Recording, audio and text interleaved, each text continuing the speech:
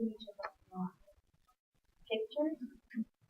pictures and furniture, furniture and computers, pictures, furniture and Today I am going to give you my last audio and video on a discussion.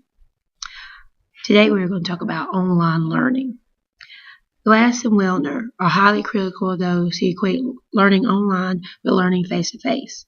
They say it's not reasonable to believe that people can learn as much from a computer as they can learn from teachers in a traditional classroom.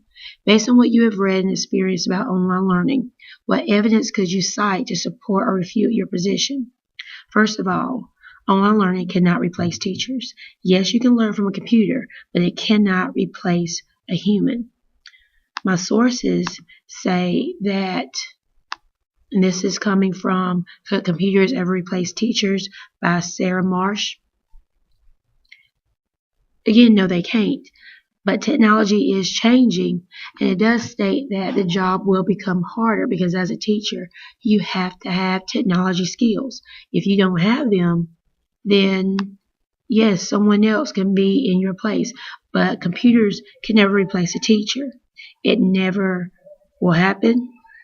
I doubt it ever will. You can build robots, but they are not humans. Sorry for the interruption. Alright. If so, are there skills or knowledge that cannot be learned online? If so, what are they? Those skills that can be learned online, skills that cannot be learned online, say for example, are like reading skills, your ABCs. I'm in a sorority, learning and memorizing my Greek letters. A computer did not do that for me. Common sense, using manners.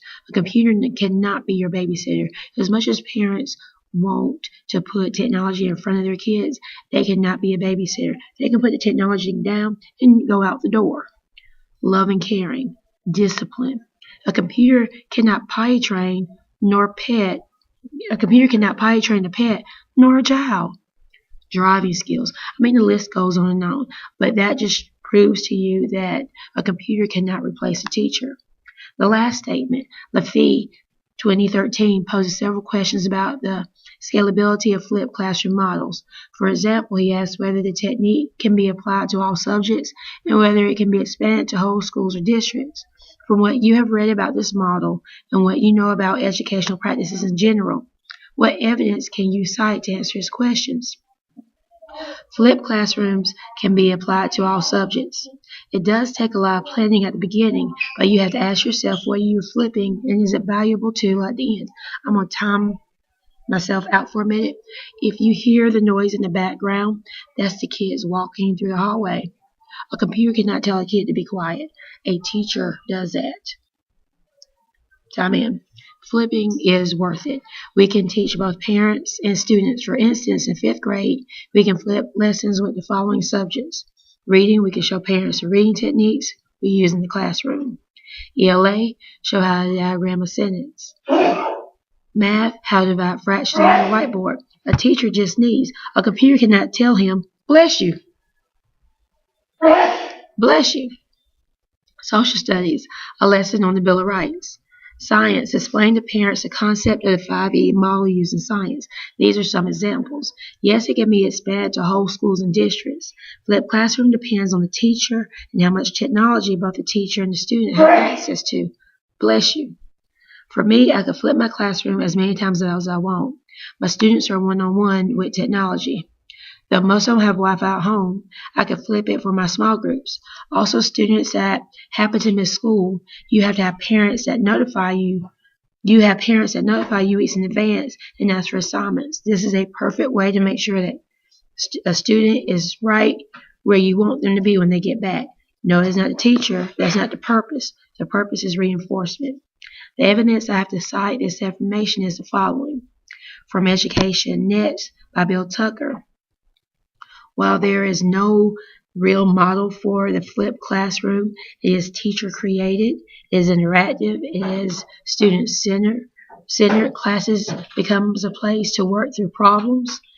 Flipping can expand that, and it helps with time constraints. The pros and cons from Teach Thought go to say that with flipped classrooms, the pros: students have more control. It promotes student-centered learning and collaboration. Lessons and content are more accessible, provided they have access. Access equals easier for parents to see what's going on, and it can be more efficient. The cons: it can create a digital divide because some teachers may not use it, some students may not use it. Then you get to the point where you have low-income districts that have limited resources. It does require a lot of work from the front end. It's time in front of screens instead of people. Those are just minor things you can work through, but flipped classrooms are worth it. Like I said at the very beginning, it does require a lot of patience. But going back to the original question, from what you read about this model and what you know about educational practices in general, is it worth it? Yes. Online learning is still being developed, but in the long run, it cannot replace the teacher.